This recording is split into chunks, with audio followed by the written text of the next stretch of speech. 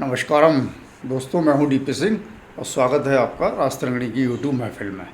दोस्तों, राजतरंगिणी में हम दुनिया जहान के हर विषय पर चर्चा करते हैं और इस चर्चा में हमारा मंतव्य होता है सॉर्ट ऑफ धार्मिक। धार्मिक बोले तो परित्राणाय साधूनां विनाशाय च दुष्कृताम्।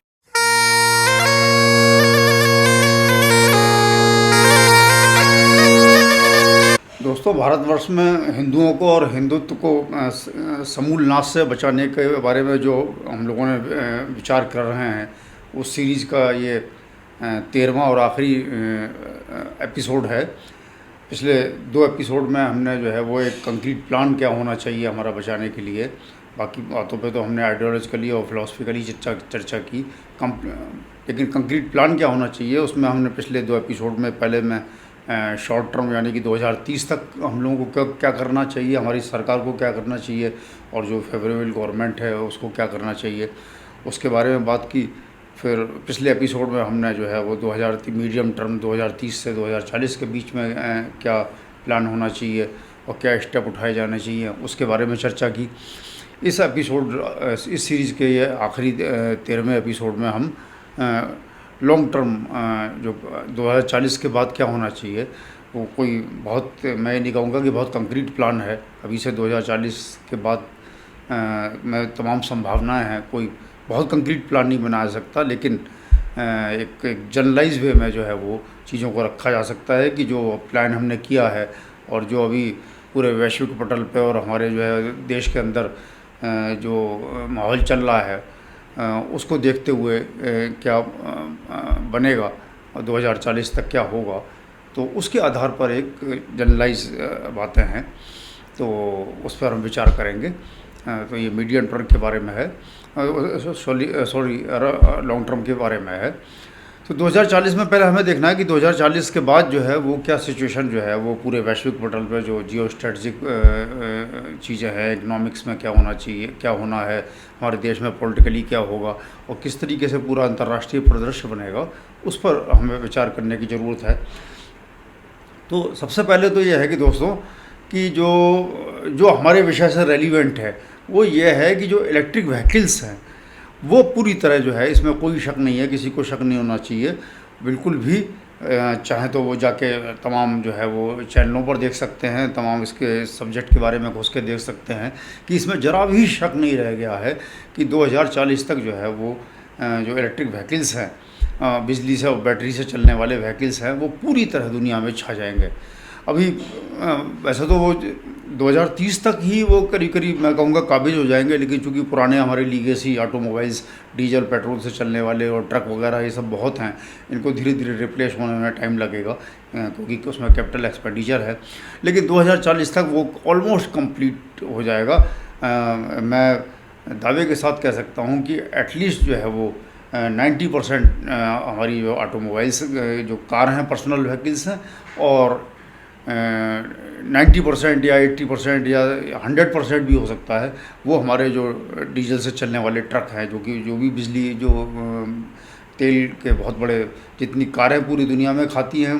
पेट्रोल और तेल खाती हैं, उतना ही करीब करीब वो ट्रांसपोर्ट व्हीकल्स जो है वो खाते हैं। तो वो भी पूरी तरह जो है वो बैटरी वाले ट्रकों से रिप्लेस हो जाएंगे। और यही नहीं, इवन जो शिपिंग है, वो शिपिंग में भी जो शॉर्ट हॉल शिपिंग है वो जो बहुत बड़े सुपर कंटेनर नहीं हैं, वो भी बहुत हद तक बैटरी वगैरह पे हो जाएंगे। और नहीं तो फिर वो इसकी भी संभावना है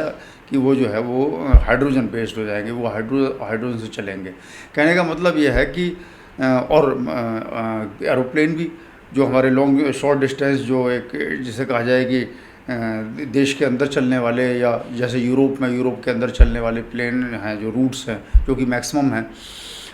वो करीब करीब जो है वो सभी बैटरी पर आ जाएंगे, पूरे सारे के सारे बैटरी पर आ जाएंगे। सिर्फ जो है वो बड़े बड़े जो बोइंग 737 वगैरह जो हैं, जो कंटिनेंटल जो चलते हैं, वो हो सकता है कि अभी इतनी जल्दी जो है वो बैटरी से रिप्लेस ना हो। तो लेकिन ये है कि शॉर्ट हॉल एयरक्राफ्ट जो है वो सारे के सारे जो 100-150 पैसेंजर लेके जाते हैं, वो सब के सब करीब करीब वो बैटरी पे आ जाएंगे। तो और अगर 100% नहीं भी आएंगे, मैं कहता हूँ कि जो है प्लेन वगैरह या शिप वगैरह 50% भी आ जाएँ, तो भी वो हमें क्या ज़रूरत है, हमारी ज़रूरत ये है, या जो हमारा मौक़िफ़ है, या जो हमारा जो है वो इच्छा है, वो ये है कि जो हाइड्रोकार्बन्स, जो पेट्रोल, डीज़ल और ये गैस और ऑयल वगैरह जो है, इसका कंजम्पशन मुश्किल से 15 से 20% कम हो जाए। और 15 से 20% कम होने में ये होगा कि फिर वो डीजल और जो ये ऑयल प्रोड्यूसिंग कंट्री हैं, उनमें आपस में इतना कंपटीशन हो जाएगा कि वो मुश्किल से जो तेल निकालेंगे, वो जो उनके तेल निकालने का जो उनका खर्चा है, एक्सपेंडिचर है, वो उससे बहुत थोड़े से मार्जिन रह जाएगा, और आपस में मारामारी हो जाएगी ऑयल के मार्केट के लिए। वो सप्लायर्स मार्केट पूरी तरह हो जाएगा, वो जो है वो बायर्स मार्केट हो जाएगा, सप्लायर मार्केट नहीं रहेगा। सप्लायर की इच्छा नहीं चलेगी, बायर की इच्छा चलेगी, बायर्स मार्केट हो जाएगा। तो कहने का मतलब यह है कि 15-20% तो बिल्कुल जो कि हमारी ज़रूरत है, जो कि हमारी इच्छा है, और जो जिस पर हमारी स्ट्रेटजी बेस होनी चाहिए, सिर्फ 15-20% कंजम्पशन कम होना जो है वो की ज़रूरत है। और उसके बाद वो वहाँ हाहाकार पूरे ऑयल मार्केट में और ऑयल प्रोड्यूसिंग कंट्री में मच जाएगा। और उसके बाद होना क्या है, उसके बाद यह है कि जो गल्फ़ कंट्री, जो हमेशा ही आज भी आप देख रहे हैं, हमेशा तलवार की धार पर बैठे रहते हैं, एक दूसरे से लड़ने के लिए तैयार रहते हैं। वो पूरा का पूरा इस्लामिक वर्ल्ड जो है, वो नॉर्थ अफ्रीका से लेकर यहाँ तक सबका सब जो है टर्मोइल में जो है फंसा हुआ है। वो नाइजीरिया हो, लीबिया हो, सूडान हो, सीरिया हो, इधर ईरान, इराक, और ये सब के सब जो है वो उसमें फंसे हुए हैं। उसके बाद जब ये एक तो ऑयल की जब मार पड़ेगी, इंटरनल सिचुएशन बहुत ख़राब वहाँ पर हो जाएगी, क्योंकि सबको सब जो है एक तरीके से कहा जाए कि वहाँ की जनता को हराम की तोड़ने की आदत पड़ गई है, और उससे रिवॉल्यूशंस होंगे, उससे जो है जिहादी तत्व कब्जा करेंगे वहाँ पर, उनकी सत्ताएँ आएंगी, आपस में लड़ेंगे। और सबसे बड़ी कोड़ में खाजे हो जाएगी कि जब ऑयल की इम्पोर्टेंस इतनी कम हो जाएगी, तो अमेरिका ने जो अभी वहाँ पर सारे बेस लगा रखे हैं, पूरे जो है गल्फ़ कंट्रीज़ के अंदर सारे बेस बना रखे हैं, अमेरिका को कोई ज़रूरत नहीं रहेगी कि वो वहाँ पर बेस रखे, जब ऑयल की इम्पोर्टेंस ऑयल की वजह से बना रखे हैं उसने, कहीं और तो इतने नहीं बना रखे। वहाँ हर कंट्री में उसने बेस बना रखे हैं, सऊदी अरेबिया, कतार, यूएई और सभी जगह, इराक वगैरह। तो वो अमेरिका वहाँ से अपने बेस विड्रा करेगा, और जब खासतौर से वो ट्रवाइल फैलेगा, वो रोज़ रोज़ अटैक होंगे, तो उसको और विड्रा करने पे मजबूर करना होना पड़ेगा। और जैसे ही अमेरिका ने वहाँ से बेसिस विड्रा किए, और उसके बाद फ्री फॉल ऑल जो है वहाँ पर, जैसे आपने देखा होगा गली में कभी कभी 8-10 कुत्तों में ज़बरदस्त फाइट होती है, काँ मच जाती है, उसी तरीके की फ़ाइट शुरू हो जाएगी। तो ऑयल प्रोड्यूसिंग कंट्री का तो ये हाल हो जाएगा, गल्फ़ कंट्रीज़ का।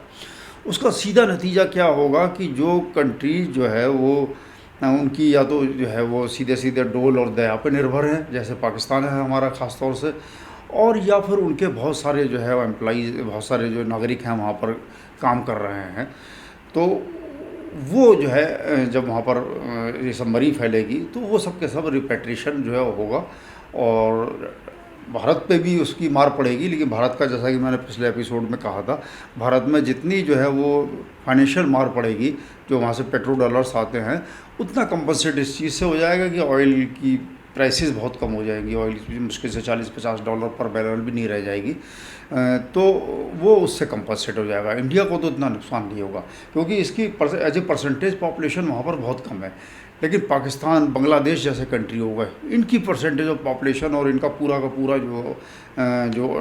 इनकी डिपेंडेंस है डॉलर पे, वो उन्हीं वहाँ से आने वाले, इनके अपने एक्सपोर्ट बहुत कम है। बांग्लादेश के तो टेक्सटाइल के एक्सपोर्ट है भी, लेकिन पाकिस्तान के तो बहुत ही कम है। तो पाकिस्तान में आने वाले डॉलर कम हो जाएंगे, और ऊपर से पॉपुलेशन वहाँ की आएगी, उसका अनएम्प्लॉयमेंट फैलेगा। अनएम्प्लॉयमेंट इंडिया में भी होगा, लेकिन चूँकि वो एज ए परसेंटेज पॉपुलेशन वो बहुत कम है, इंडिया की पॉपुलेशन के हिसाब से वहाँ कम है,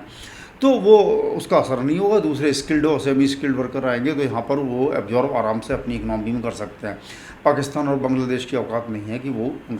उनकी इकनॉमी इतनी स्ट्रॉन्ग या इतनी जो है डाइवर्सिफाइड नहीं है कि उसको वो एब्जॉर्ब कर सकें। तो पाकिस्तान की हालत तो जो है वो मैंने पिछले एपिसोड में बताया था, और 2040 के बाद तो वो बिल्कुल ही जो है वो ध्वस्त हो जाएगी। तो ऑयल कंट्री का तो जो है वो बंटाधार, और जो इस्लामिक कंट्री हैं, और जो कि जिसका कि प्रेशर भारत के ऊपर बहुत ज़्यादा है, और वो प्रेशर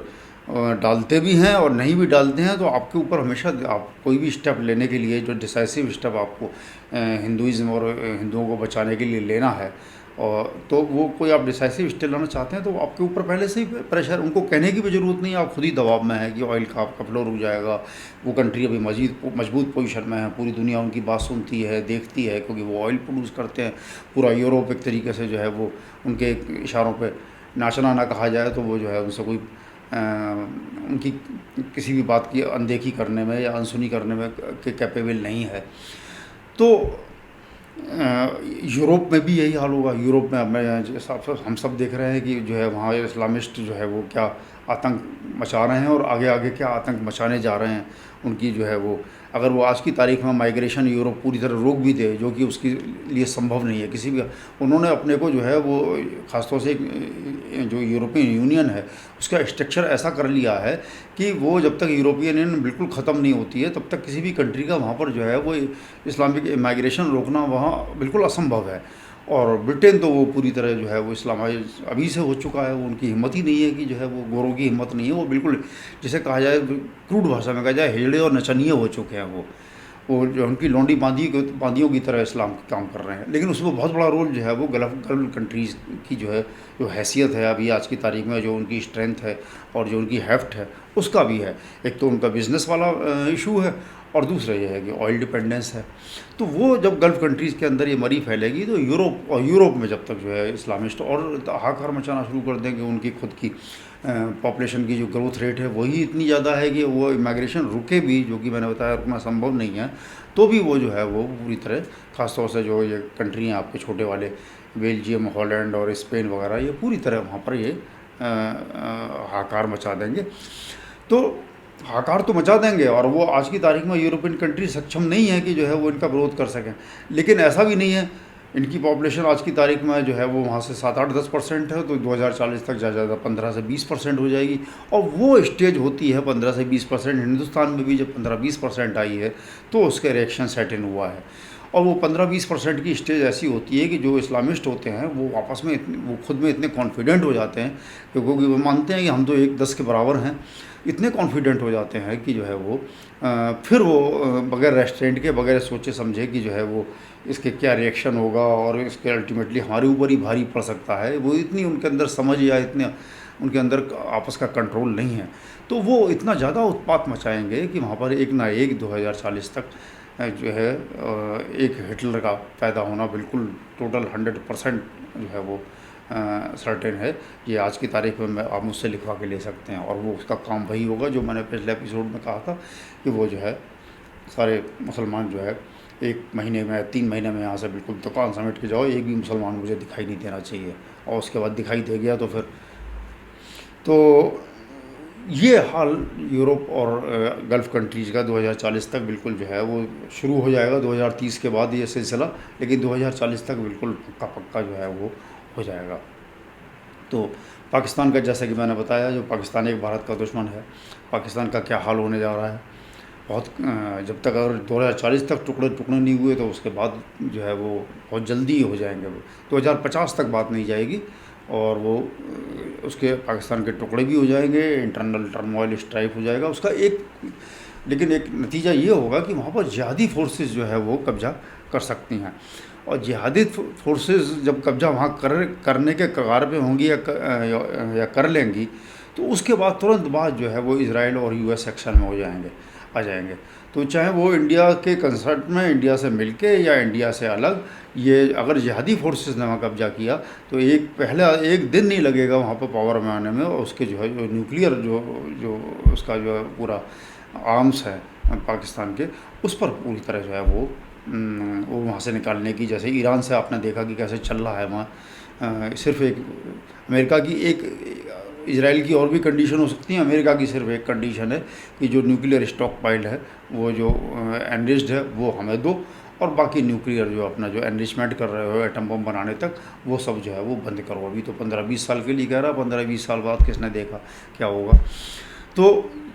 अगर यहाँ पर जिहादी फोर्सेस ने कब्जा किया, जिसके कि जो है वो 2040 तक चांस बन सकते हैं, या पाकिस्तान में इतना जो है इतना हाहाकार मचेगा, इतना तशद्दुद होगा कि फिर वो जो है अमेरिका और इजराइल को मजबूर होना पड़ेगा, वो चाहे इंडिया से मिल के और चाहे इंडिया से ना मिल के, कि वो जो है उनके सारे न्यूक्लियर वीपन वहाँ से खाली कराएं। तो एक दुश्मन का तो ये हो जाएगा। चाइना बसता है यहाँ पर। चाइना की हालत ये है कि वो अब चाइना के बारे में बहुत कंट्राडिक्टरी रिपोर्ट आती हैं, कुछ भी बहुत जो है वो मजबूती के साथ या कुछ बहुत ही एश्योर्डनेस के साथ, श्योरिटी के साथ कहना मुश्किल है, लेकिन फिर भी सारे इंडिकेशन ये मिल रहे हैं कि चाइना जो है डिक्लाइन की स्टेज में एंटर कर रहा है या कर गया है। और उस डिक्लाइन का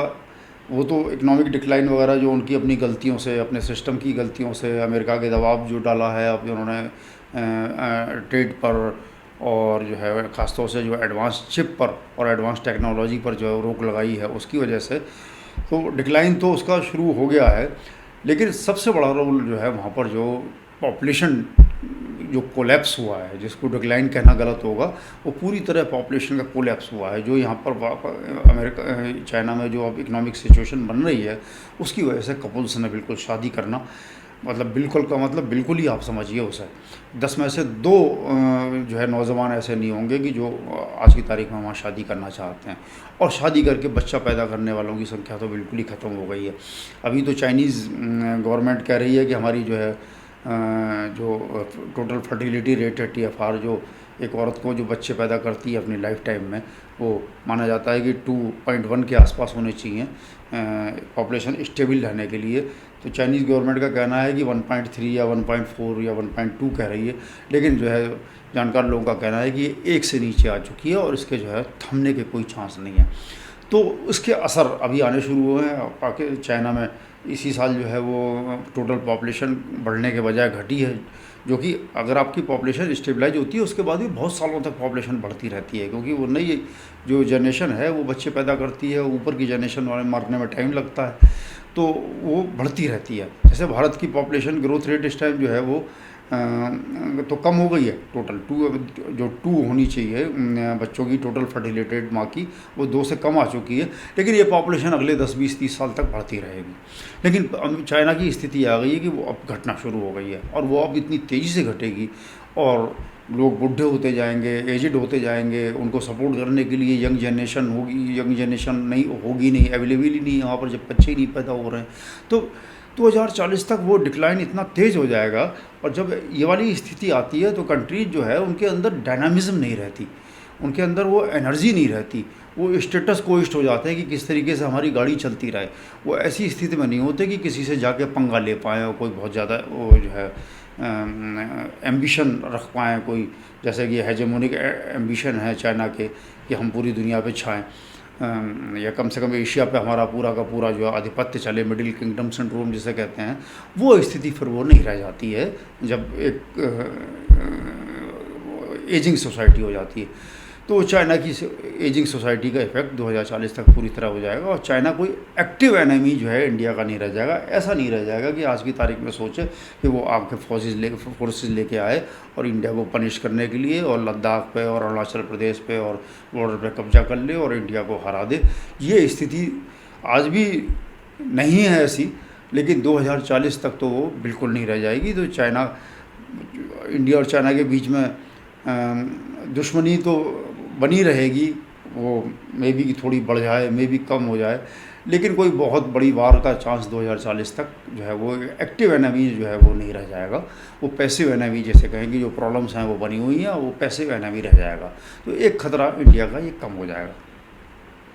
तो ये जो है पूरी हमारी अंतर्राष्ट्रीय सिचुएशन बन रही है, जो कि मैं कहूँगा कि इंडिया की अभी भी डेमोग्राफिक डिक्लाइन इतना तेज़ नहीं हुआ है, तो अभी अब पॉपुलेशन जो है यंग है, अभी वो बढ़ती रहेगी। यहाँ की ग्रोथ रेट अच्छी चल रही है, गवर्नमेंट जो है एक्टिवली काम कर रही है। अब उतनी उससे तो नहीं काम कर रही है जो शिद्दत से या उतने फील्ड्स में या उतनी ईमानदारी से जैसे कहा जाए कि जो करना चाहिए इस देश को बचाने के लिए, इस देश को तरक्की याफ्ता बनाने के लिए, इस देश को एडवांस बनाने के लिए। लेकिन दूसरे कंट्रीज़ के मुकाबले स्थिति फिर भी फार बेटर है और आगे। तो दोस्तों, ये हमने देखा कि भारत से जो भी जो भारत के अपने, मैं कहूँगा कि सेव हिंदू मिशन में, सेव हिंदुइज्म मिशन में जो बाधा बन सकते थे कंट्री, उसमें ज़्यादातर या तो स्टेट ऑफ स्ट्राइफ में होंगे, डिक्लाइन में होंगे, इकोनॉमिक कोलैप्स में होंगे,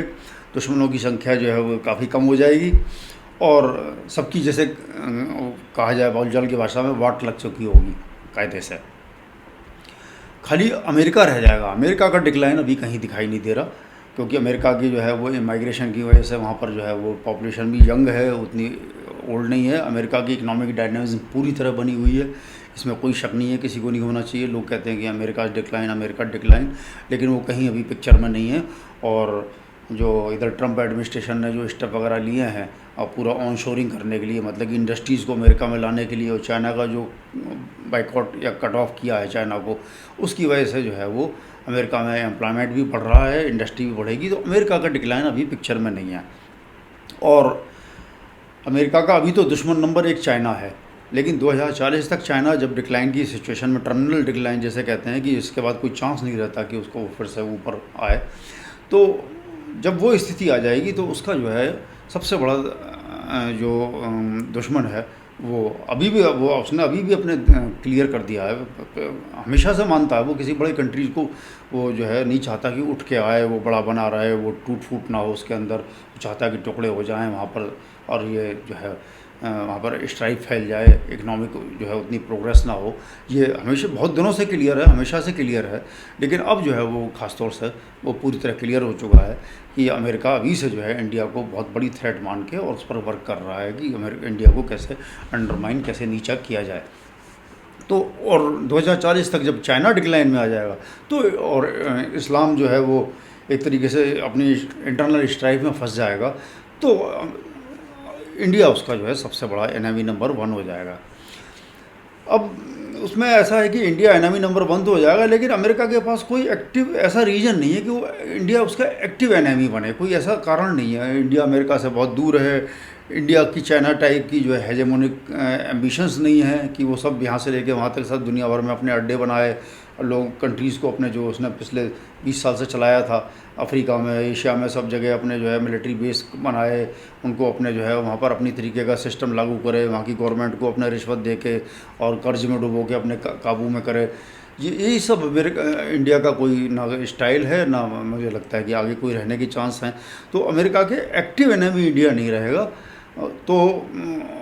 कोई ऐसा कारण नहीं होगा कि अमेरिका जो है आके इंडिया से वो लड़ने का पूरा जो है वो यहाँ पर प्लान बनाए, ऐसा मुझे नहीं दिखाई देता, उसके कोई ऐसे चांस नहीं दिखाई देते। तो वो अमेरिका सिर्फ यह है कि वो दाएं से बाएं से जो है वो इंडिया को काटने में, इंडिया को डाउन करने में। और एक बहुत बड़ा कारण जो रहेगा वो ये रहेगा कि जो है अमेरिका चाहता है आज भी की तारीख में कि यहाँ क्रिश्चियनिटी फैले और हिंदू अंडरमाइन हो। जब क्रिश्चियनिटी फैलेगी, क्रिश्चियंस की संख्या बढ़ जाएगी, और मुस्लिम्स, इस्लाम को भी वो जो है यहाँ पर चाहता है। वो वैसे तो इस्लाम को बहुत लाइक नहीं करता, लेकिन वो इंडिया को जो है वो क्रिश्चियन भी चाहते हैं कि इंडिया में इस्लामाइजेशन हो। तो हिंदू कम से कम जो रेजिस्टेंट फोर्स है वो जो है उसका रेजिस्टेंस ख़त्म हो, जिससे कि फिर उनका क्रिश्चियनाइजेशन करने में भी जो है आसानी हो। तो अमेरिका का ये अब एजेंडा बहुत खुल के आ गया है और बहुत बड़ा एजेंडा रहेगा। तो इंडिया जो हिंदूज़ अपने को बचाने की कोशिश, जो स्टेप उठाएंगे, जो प्लान करेंगे, अमेरिका उनको जो है वो किसी तरीके से उनको वो ह्यूमन राइट के बिना पे, ह्यूमन राइट्स के, रिलीजियस फ्रीडम के बिना पे, इस सब पे जो है जलील करने की, अंडरमाइन करने की और धमकी देने की और ट्रेड बैरियर और क्रिएट करने की ये सब कोशिश करेगा। लेकिन भारत भी यह है कि जब तक 15 साल हैं, 15 साल में काफ़ी मजबूत हो चुका होगा, तो अमेरिका के लिए इतना सब ये धमकाना और ये सब करना, जैसा कि आज की तारीख में आंखें दिखा रहा है, और भारत जो है अपना चुपी है। अब ऐसे अब बेवकूफ़ आदमी से रोज़ जाके उसका जवाब या उससे तू मैं तो नहीं की जानी चाहिए। तो भारत भी इतना मजबूत हो चुका होगा कि अमेरिका के लिए डायरेक्ट कुछ भी कर पाना जो है, और डायरेक्ट जो है हार्म पहुंचा पाना वो संभव नहीं होगा। तो अब चीज़ें आती हैं कि इंडिया में इंटरनली क्या होगा 2040 तक, वो भी इम्पोर्टेंट है, सबसे ज़्यादा इम्पोर्टेंट बल्कि वही है। तो अगर इंडिया ने इंटरनल रिफॉर्म जो है लागू किए, जो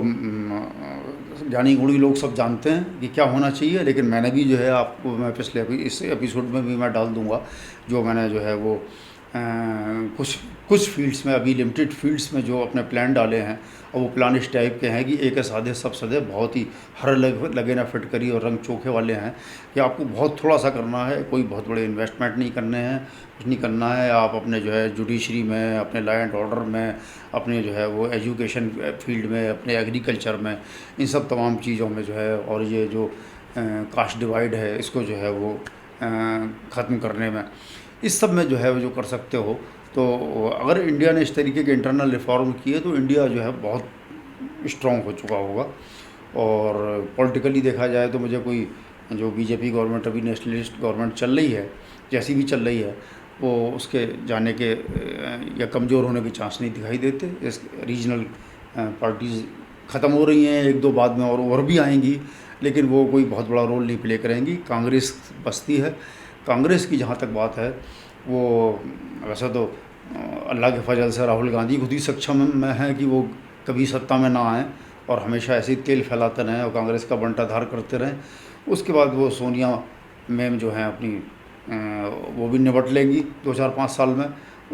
तो राहुल को कोई रेस्टोरेंट, उनकी जो बेवकूफ़ियाँ हैं उसमें कोई रेस्टोरेंट भी नहीं रह जाएगा और वो पूरी तरह बंटाधार करने में कामयाब होंगे। और सोनिया के ज़िंदा रहते रहते ही सिर्फ जो है वो प्रियंका और वाड्रा की जो पॉलिटिकल एम्बिशन है उस पर रोक लगी हुई है। सोनिया जिस दिन निपटी उस दिन वो खुल के सामने आ जाएंगे, तो भी वहाँ पर वो आपस में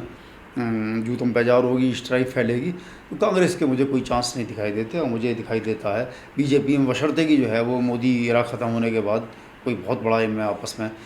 लेकिन चूँकि वहाँ पर फोर्स आरएसएस है जो कि गाइड करने वाली, रेस्ट्रेन करने वाली और एक स्टेबलाइज फोर्स जो है बीजेपी के पीछे आरएसएस बनी हुई है। तो ऐसा नहीं लगता कि कोई ओपन लड़ाई जैसे जनता दल में हुई थी, कोई ओपन लड़ाई फूटेगी और एक अमिकेबली कोई ना कोई लीडर या एक सॉर्ट ऑफ कलेक्टिव लीडरशिप जो है वो बीजेपी को संभाले रखेगी। तो मुझे अब अनहोनी तो कभी भी हो सकती है, लेकिन कोई चांस ऐसा दिखाई नहीं देता है कि बीजेपी 2040 तक सत्ता में जाए और यहाँ पर कोई एक मजबूत बीजेपी का जो है लीडर आरएसएस की बैकिंग से और ना बना रहे। तो पॉलिटिकली जो मेरे हिसाब से ये होगा। तो कहने का मतलब यह है कि पूरी दुनिया की सिचुएशन जो वर्ल्ड ओवर है वो भी फेवरेबल होगी, इंटरनली भी स्ट्रॉन्ग जो है वो बने रहने के और ज़्यादा मजबूत होने के जो है वो पूरे इम्कान दिखाई दे रहे हैं। तो ये 2040 टाइम होगा कि जब हमको जो है वो हिंदू सोसाइटी को, हिंदू समाज को और जो उनकी हिंदू स्टेट ही मैं कहूँगा कि जब तक बन जाना चाहिए पूरी तरह हिंदू स्टेट को, पूरी तरह जो है वो एक जैसे यलगार कहते हैं ना कि एक काउंटर अटैक जो है जो एंटी हिंदू फोर्सेस हैं और एंटी हिंदू ना कहूँ मैं, एंटी इंडिक रिलीजन्स जो फोर्सेस हैं, जिसमें इंडिक रिलीजन में हिंदूज़ भी आते हैं, उसमें सिख भी आते हैं, उसमें जैन भी आते हैं, उसमें बौद्ध भी आते हैं और मैं कहूँगा उसमें एथीस्ट भी आते हैं, सब आते हैं। सिर्फ जो है मैं वही नॉन इसमें इस्लाम और क्रिश्चियनिटी को अलग रखता हूँ। तो ये इस तरीके की गवर्नमेंट होगी जो है वो हिंदुत्व या इंडिक रिलीजन के जो है वो का भला चाहने वाली और उन्हीं के मतलब इन लाइन होगी। तो ये टाइम होगा जब हमें पूरा यलगार बोल देना है। दोस्तों अभी से, जैसा कि मैंने पिछले एपिसोड पे 2 एपिसोड में कहा था, अभी से शुरू करके और हमें ये करना है कि इंडिया और जो इंडिक फेथ्स हैं हमें उनमें कोई डिफ्रेंशिएशन नहीं करना है कैसे भी। बिल्कुल जो इंडिया है, इंडिया कुछ नहीं है, इंडिया सिर्फ यहाँ के फेथ्स हैं। फेस की वजह से जिनसे हमारी कल्चर पनपी है, जिससे आर्ट को बढ़ावा मिला, आर्ट पनपी है, जिससे हमारा लिटरेचर पनपा है, हमारी भाषाएं पनपी हैं और हमारा जो पूरा पर्सना बना है और हमारे ट्रेडिशंस और हमारे तीज त्यौहार और हमारी मान्यताएं और सब कुछ और मुहावरे और जो कुछ भी है जो हमारे, वो इंडिया और इंडिक फेस में कोई मतलब कि कोई डिफरेंशिएशन नहीं है। इंडिया इज़,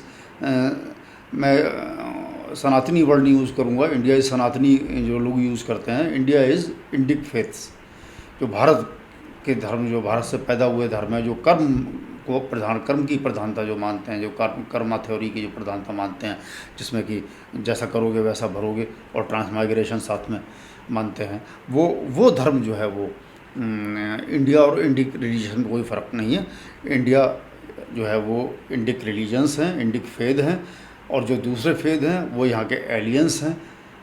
और अगर वो फेद इंडिक फेथ्स के अगेंस्ट या यहाँ के इंडिया के रहने वालों के अगेंस्ट अगर वो प्रचार करते हैं और वो मान्यताएं हैं उनकी और उस मान्यताओं को एक्टिवली वो प्रचार प्रसार करते हैं, एक्टिवली जो है उनको अंडरमाइन करने की कोशिश करते हैं, तो वो इंडिया के एनिमीज़ हैं। सीधी हम लोगों को ये चीज़ जो है बिल्कुल शुरू से बच्चे के पैदा होते ही और जो है वो प्राइमरी क्लास से या 5th क्लास से ये हमें जो है वो बुक्स में लानी है। सीधे एनिमी वाली बात नहीं होती बच्चों के उसमें, लेकिन ये लाना है कि इंडिया इज़ इंडियन फेथ्स, जो और बाकी जो हैं वो एलियन हैं, उन्हें आप मेहमान कह लीजिए, उन्हें एलियन कह लीजिए, उन्हें गेस्ट कह लीजिए, और उनको अनवांटेड गेस्ट, चाहे अनवांटेड या वांटेड गेस्ट हों, वो जब तक जो है वो एलियन फेथ को मान रहे हैं, जो कि इंडियन रिलीजन के बिल्कुल डेडली अगेंस्ट हैं, वो सब हम देख चुके हैं, हम सब जानते हैं कि वो डेडली अगेंस्ट हैं, तो वो हमारे एनिमी, इंडिया के एनिमी हैं। तो एक तो ये चीज़ हमको बिल्कुल पूरी तरीके से जो है वो इसको कर देनी है। उनके बीच में कोई भी, इंडिया और इंडिक फेस के बीच में कोई भी अगर जो है वो डिकोटोमी है, कोई भी डिफरेंसेस हैं, वो बिल्कुल ख़त्म कर देना है। जो एक वेस्ट ने बनाया है ना कि रिलीजन अलग है, स्टेट अलग और रिलीजन अलग, वेस्ट का ये भी ना तो इस्लामिक कंसेप्ट है, ना क्रिश्चियनिटी कंसेप्ट है, ना जो है हिंदू का कंसेप्ट है। ये वेस्ट में पिछले 500-600 साल से आया है, और उसे वो उन्होंने फैलाया तो, और कहने को वो मानते हैं, लेकिन वो फिर भी वो ऐसा नहीं है कि वो मानते नहीं है। वो सब के सब जो है कि सब स्टेट जो है उनकी क्रिप्टो क्रिश्चियन है, वो सब के सब स्टेट जो है डायरेक्टली इनडायरेक्टली जो है क्रिश्चियनिटी को बढ़ावा देती हैं। तो ऐसा नहीं है कि वो उन्होंने ये चूरन हम लोगों को पढ़ा दिया सालों को, समझे। और ये जो नेहरू ने जो पढ़ा था ये चूरन, समझे, वो लिखाया था और सबको खिलाया था कि स्टेट और रिलीजन बिल्कुल अलग अलग हैं। जो ये कहते हैं उनके अंदर भी अलग अलग नहीं है। वहाँ पर जो है कोई हिंदू आज के जो है वो अमेरिका में कोई नहीं बन सकता, वहाँ पर जो है वो प्रेसिडेंट, और बहुत से कंट्रीज़ में, यूरोपियन कंट्री में कोई जो है वो हेड ऑफ स्टेट नहीं बन सकता। लेकिन वो यहाँ का चूरन पढ़ा दिया कि साहब जो है वो स्टेट अलग है और जो है रिलीजन अलग है। तो ये चीज़ हमें बिल्कुल ये अपने दिल से निकाल देनी है। रिलीजन ही इंडिया है, इंडियन स्टेट है, वो इंडिया को सर्व करती है, तो वो यहाँ के रिलीजन को भी सर्व करेगी। सीधी सीधी बात ये है। दूसरी चीज़ यह है कि वो इस्लाम और क्रिश्चियनिटी जो है वो तो सदियों और जो है वो मिलेनियम के टर्म में, हज़ारों साल के टर्म में सोचती हैं कि हमें धीरे धीरे धीरे धीरे करके और हमें जो है वो सबको जो है वो क्रिश्चियन बनाना है या मुसलमान बनाना है। हिंदूज़ जो है वो कुछ अब वो हिंदूज़ जो है वो चूँकि ऑर्गेनिक ग्रोथ हुई है हिंदू रिलीजन की, तो उन्होंने उस तरीके से प्रचार प्रसार के बारे में कभी सोचा ही नहीं। वो साइकोलॉजी नहीं है, कोई वो पूरी मेंटलिटी नहीं बनी है। लेकिन अब हिंदुओं को जो है वो सोचना पड़ेगा, और उसमें सबसे बड़ा जो है वो चीज़ यही है कि उनको ये वाच करना है, और उन्हें जो है वो हिंदू वाच जैसे मैं कहूँगा कि हिंदू कितने बढ़े कितने घटे, और अगर जो है 0.001% भी अगर जो है वो हिंदूज़ की पॉपुलेशन जो है वो घटती है as a percentage of total population India की, तो उस पर जो है उनको जैसे कहना चाहिए कि एकदम से अलार्म सेट कर देना है अपनी जो है उस वाच का, हिंदू वाच का। तो कहने का मतलब यह है कि वो हमें हिंदू की पॉपुलेशन ये देखना है कि किसी भी हालत में घटनी नहीं चाहिए as a percentage of population, और वो थोड़ी थोड़ी बढ़नी चाहिए, चाहे वो थोड़ी थोड़ी करके बढ़े। और उसमें एक ही चीज़ रोल प्ले कर सकती है, एक तो यह है कि हमें ड्रिफ्ट रोकनी है इंडिया हिंदुओं की इस्लाम क्रिश्चियनिटी में जाने वालों की, और दूसरे यह है कि घर वापसी वाला जो इशू है वो हमें करना है, क्योंकि 99% या 95% 8% जो है वो मुस्लिम यहाँ के जो है वो सब यहीं से कन्वर्टेड हैं। क्रिश्चियनिटी तो जो है वो क्रिश्चियंस तो पूरी तरह यहीं के हैं, वो उनमें तो कोई बाहर से अंग्रेज़ तो आया नहीं है यहाँ पर। तो उनकी घर वापसी वाले हमें जो है वो जो स्टेप उठाने हैं, और उस स्टेप में जैसा कि मैंने बताया था कि पहले जो है वो जो ये सबसे पिछले एपिसोड में डिस्कस किया सब्सिडी और ये सब ये जो चल रहा है डोल वगैरह, वो सब जो है उसको हमें पॉपुलेशन बढ़ने से रोकने में इस्तेमाल करना है। उसके बाद जो है हमें करना ये है, एक सीधी सी बातें है, अब वो हिंदूज़ के बारे में भी लागू होती है, यहाँ के भी धार्मिक ग्रंथों पर लागू होती है कि कोई भी किताब जो ये पढ़ाती है कि किसी का भी किसी का कास्ट, कलर और जो है वो भाषा या किसी भी चीज़ पे या रिलीजन के बेसिस पे भी अगर जो है डिफरेंशिएशन किया जाता है, और उसको जो है एक को जो है काफिर माना जाता है, एक को मोमिन माना जाता है, एक को सवर्ण माना जाता है, एक को शूद्र माना जाता है, जो भी ये करती है वो किताब से या तो आप उन अंशों को निकालिए, वो प्रीचिंग बंद करिए, और नहीं तो उस किताब को बैन कर दिया जाएगा, और दुकानों पर ताला लगा दिया जाएगा, चाहे वो चर्च हो, चाहे मस्जिद हो, चाहे वो मंदिर हो, उस पर ताला डाल दिया जाएगा कि वो किसी भी बिना पर किसी को कि जो है ये जन्नत जाएगा, इसको कत्ल कर देना चाहिए, या दोजख जाएगा बगैर किसी बात के, या ये शूद्र है, ये जो है सेवा करने के लिए पैदा हुआ है, और जो है ये सवर्ण है, ये जो है वो ज्ञान देने के लिए या राज करने के लिए पैदा हुआ। जो भी किताब जो भी अंश हैं, ये अंश जो है उन किताबों से निकाल दिए जाएँ, उन किताबों को बैन कर दिया जाएगा। जो लोग ये प्रीच करेंगे उन पर क्रिमिनल केस चलेगा, जो जहाँ से प्रीच किया जाएगा उन दुकानों को बंद कर दिया जाएगा। सीधी सी बात ये है। अब इसमें कोई ऑब्जेक्शन नहीं ले सकता किसी भी तरीके से। ये बिल्कुल टोटल ह्यूमन और ह्यूमैनिटेरियन कदम है कि हमें पूरे मानव एक है, मानव पूरा सब ईश्वर की देन है, सब ईश्वर के पैदा किए हुए हैं, सब अपने अपने जो है जैसा करेंगे उस हिसाब से भरेंगे, नहीं भरेंगे वो जानेंगे, वो आगे जाके, समझे। लेकिन कोई किसी को ये नहीं कहेगा कि तुम शूद्र हो, तुम काफिर हो, तुम सवर्ण हो, तुम जो है वो हीथन हो, और तुम अनफेथफुल हो, तुम फेथफुल हो, तुम्हें जो है हम या तो यहाँ काट डालेंगे, नहीं तो वहाँ पर जो है वो गॉड तुम्हारा हिसाब करेगा, तुम्हें जो है वो हमेशा हमेशा के लिए जलाएगा। ये किसी को पढ़ाने की, किसी को बताने की, किसी किताब में रखने की अनुमति नहीं दी जाएगी। तो दोस्तों यही एक सिंगल स्टेप है, और इसमें कोई माई का लाल जो है वो ऑब्जेक्शन नहीं ले सकता, ना यूएस ले सकता है। उससे कहा जाएगा कि तो बता दो तुम क्यों हमें जाना चाहिए दोज़ख, क्यों ये पढ़ाया जाना चाहिए, क्यों हिंदुस्तान में खासतौर भारतवर्ष में क्यों पढ़ाया जाना चाहिए कि जो है हम दोज़ख जाएंगे। भारतवर्ष की जो है 80% आबादी जो है, जो 90% थी, अब 80% या 75% या 70% रह गई है। वो क्यों दोज़ख जाए, क्यों इस बात को एक्सेप्ट करे कि हम दोज़ख जाएंगे, या हमारी गर्दन काटने के काबिल हैं, हमारी औरतें लौंडी बनाने के काबिल हैं। हम कैसे एक्सेप्ट कर सकते हैं, या कैसे हम आप हमें हीथन कह सकते हैं, कैसे ये कह सकते हैं कि जो है वो हम अल्लाह तुम गॉड के प्यारे हो, और हम जो है वो जो है वो जानवरों से भी बदतर हैं, और खंजीरों और सूअरों और कुत्तों से भी बदतर है। ये कहने का किसे हक है? जो ये किताब पढ़ाएगी उस किताब को जला दिया जाएगा, उस दुकान को बंद कर दिया जाएगा, उस चर्च को, उस मस्जिद में या उस मंदिर में भी आग लगा दी जाएगी, बिल्कुल कैसे भी। ये बिल्कुल इंडिया गवर्नमेंट को और इंडिया स्टेट को जो है ये ले डाउन कर देना चाहिए, और यही एक अकेला यही स्टेप जो है, और बच्चों को शुरू से यही पढ़ाया जाना चाहिए। अकेला ये स्टेप जो है सारी चीज़ों को सेट राइट करने में जो है वो एक सादे सबसे मैं हमेशा यकीन रखता हूँ। एक अगर ये चीज़ साध ली हिम्मत करके स्टेट ने, और जो मैं समझता हूँ कि 2040 तक कम से कम हिम्मत आ जानी चाहिए। वैसे तो वो आज भी ये स्टेप लिया जा सकता है अगर हिम्मत हो तो, कि कोई भी ऐसी प्रीचिंग नहीं अलाउड है, चाहे वो हिंदुज़म में हो, चाहे वो क्रिश्चियनिटी में हो, चाहे इस्लाम में हो, कि वो किसी भी बिना पे कोई भेदभाव करे, या आज की तारीख में बंद किया जा सकता है। लेकिन 2040 तक ये ऐसी स्थितियाँ बन जाएंगी कि वो बिना किसी लाग लपेट के, बिना किसी भय के, और ये सब आप कर सकते हैं। तो सिर्फ ये काम करना है और सब चीज़ सब सेट राइट हो जाएगी। आपको किसी को जाकर प्रीचिंग करने की ज़रूरत नहीं है, किसी को जाकर घर घसीट के घर वापसी लाने की ज़रूरत नहीं है। वो घर वापसी खुद ब खुद, ये अगर आपने बच्चों को शुरू से पढ़ाया और इतना लागू कर दिया तो वो समझ लिए वो घर वापसी अपने आप हो गई। तो ये दोस्तों हमारा जो है वो मौक़िफ़ था, और ये आखिरी स्टेप होगा, क्योंकि कायदे में पहला स्टेप होना चाहिए ये, लेकिन ये आखिरी स्टेप होगा कि जो है वो चीज़ों को सब बिल्कुल जो है वो सब्ट्रैक्ट कर देगा। यही दोस्तों मेरा प्लान था। अब आगे हम जो आगे और एपिसोड आएंगे उसमें बार बार घूम फिर के इन चीज़ों पर आते रहेंगे। आप लोगों के भी व्यूज़ आएंगे, कमेंट्स आएंगे, उनको भी इनकॉर्पोरेट करेंगे, और हम सब मिलकर इस बारे में एक फोरम बनाएंगे, डिस्कस करेंगे, इस चीज़ों को फैलाएंगे और इस थॉट को, और भी बातें डिस्कस होंगी। लेकिन वो सब मिला के, जैसे मैंने कहा कि मेरा मंतव्य हमेशा होता है सॉर्ट ऑफ धार्मिक। तो धार्मिक बोले तो परित्राणाय साधूनां विनाशाय दुष्कृताम्, ये मैंने शुरू में कहा था। तो हम उसी जो भी कुछ हम डिस्कस करेंगे इस प्लेटफॉर्म पर, वो सब उसी डायरेक्शन में होगा, घूम फिर के उसका सबका मंतव्य वो यही रहेगा दोस्तों। तो कैसा लगा आपको एपिसोड? आप अंत तक जुड़े रहे हैं तो इसका मतलब आपको पसंद आया। तो आप कृपया लाइक करें, सब्सक्राइब करें, इनको शेयर करें ज़्यादा से ज़्यादा इसको, और अपने कमेंट्स ज़रूर दें। कमेंट्स को फिर मैं इसमें शामिल करूँगा। तो इतना ही विदा लेता हूँ, अगले एपिसोड में मिलेंगे किसी नई थीम के साथ। जय हिंद, जय हिंदू।